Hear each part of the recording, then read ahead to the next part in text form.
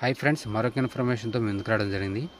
కర్నూలుకు చెందిన పునర్విక అనే పాపకు వచ్చిన డిసీజే మరొక అశ్వద్ అనే బాబుకు కూడా వచ్చిందని, అయితే పునర్విక తల్లిదండ్రులు చేసిన అభ్యర్థన మేరకు ఆ పాపకు అవసరమైన 8 కోట్ల రూపాయల ఇంజెక్షన్ మేర వారు ఏదైతే సోషల్ మీడియా ప్లాట్ఫామ్ ద్వారా వారు అభ్యర్థించారో వారికి ఏ విధంగా అయితే 8 కోట్ల రూపాయల సాయం అందిందో ఖచ్చితంగా మా బాబుకు కూడా అశ్వర్ద్ అనే బాబు కూడా సేమ్ డిసీజ్తో డూచాజ్ మస్కులర్ డిసీజ్ అని మరి ఎముకల యొక్క వ్యాధితో బాధపడుతున్నారని 6 ఏళ్ళ వచ్చేలోపు మరి 26 కోట్ల రూపాయల ఇంజెక్షన్ ఇవ్వాలని, లేకపోతే మా బాబు మరణిస్తారని వాళ్ళ తల్లిదండ్రులు అయితే సోషల్ మీడియా ప్లాట్ఫామ్లో అభ్యర్థించారు.